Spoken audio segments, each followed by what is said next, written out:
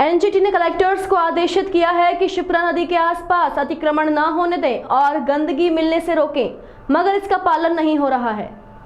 शिप्रा नदी में बढ़ते प्रदूषण के स्तर पर चिंता जाहिर करते हुए एनजीटी ने एक आदेश पारित किया है। उन्होंने नदी के आसपास बढ़ते अतिक्रमण, पर्यावरण कानून नियमों के उल्लंघन एवं विभिन्न योजना के क्रियान्वयन में हो रही देरी पर चिंता व्यक्त की। इसे मानव वध एवं हिंसक अपराध माना, क्योंकि इसके परिणाम आने वाली पीढ़ी को भुगतना पड़ेंगे। पर्यावरणविद सचिन दवे ने मीडिया को बताया कि उन्होंने शिप्रा को प्रदूषण मुक्त एवं सतत जल प्रवाह के उद्देश्य से उद्गम से शिप्रा के संगम छिपावरा तक 2 से 80 किलोमीटर शिप्रा अध्ययन यात्रा की। 3 वर्ष तक अध्ययन एवं उसके बाद रिपोर्ट के आधार पर एनजीटी में याचिका लगाई। इसमें 28 पक्षकार बनाए थे।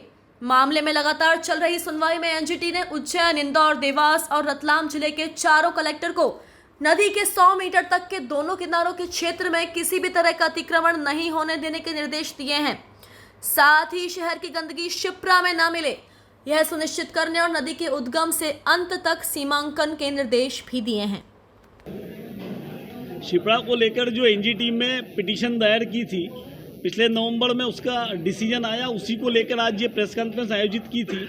इसमें अतिक्रमण को लेकर 4 कलेक्टरों को एनजीटी ने निर्देश दिए हैं कि नदी के 100 मीटर दोनों किनारों पर फ्लड जोन जो है उसके बाद 100 मीटर दोनों किनारों पर अतिक्रमण, किसी भी प्रकार का अतिक्रमण नहीं होना चाहिए, ऐसे स्पष्ट निर्देश हुए हैं। साथ ही नदी के सीमांकन पूरा होना चाहिए, उद्गम से लेकर एंड तक। नदी का वास्तविक पुराना स्वरूप क्या था और वर्तमान स्वरूप क्या है, इसका पूरा एक सीमांकन होना चाहिए, ऐसे एनजीटी ने कलेक्टर को निर्देश दिए हैं। साथ ही इसमें जो पर्यावरण के कानून का उल्लंघन कर रही है संस्थाएं, नगर निगम भी है या औद्योगिक जो भी इंडस्ट्री है, जो पर्यावरण नियम का उल्लंघन कर रहे हैं, शिप्रा को प्रदूषित कर रहे हैं, उस पर मुआवजे का भी बताया है एनजीटी ने, और साथ में कानूनी कार्रवाई भी उस पर हो, ऐसा भी उल्लेख अपने ऑर्डर में किया है।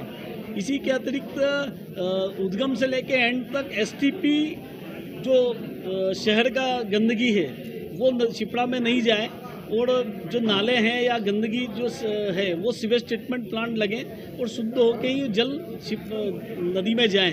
तो एसटीपी और इसी प्रकार उद्योगों के लिए ईटीपी, ऐसे दोनों प्लांट लगे और उसके देखरेख की व्यवस्था भी हो। हर शहर में एक ऑपरेटिंग सिस्टम हो उसके देखरेख के लिए, और उसकी मॉनिटरिंग कलेक्टर और राज्य निगरानी समिति, ऐसी 2 एजेंसी उसकी लगातार मॉनिटरिंग करें। ये एक निर्देश भी एनजीटी ने दिया है।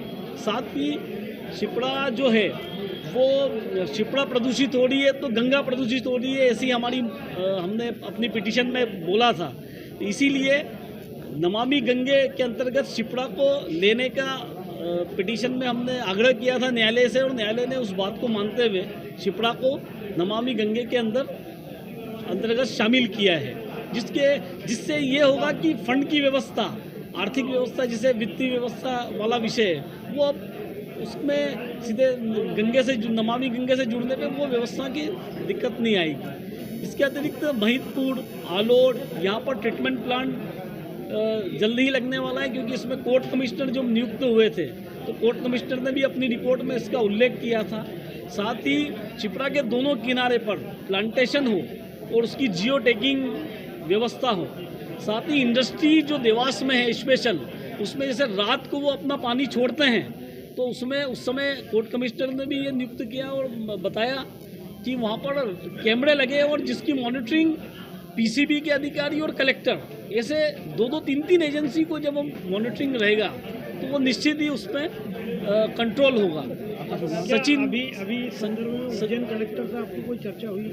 मेरी अभी इंदौर कलेक्टर से जरूर चर्चा हुई है, और इंदौर कलेक्टर ने कोई इनिशिएटिव लिया है। मैं उज्जैन कलेक्टर से कल मिलने वाला हूँ। पीसीबी का क्या रोल है अभी तक?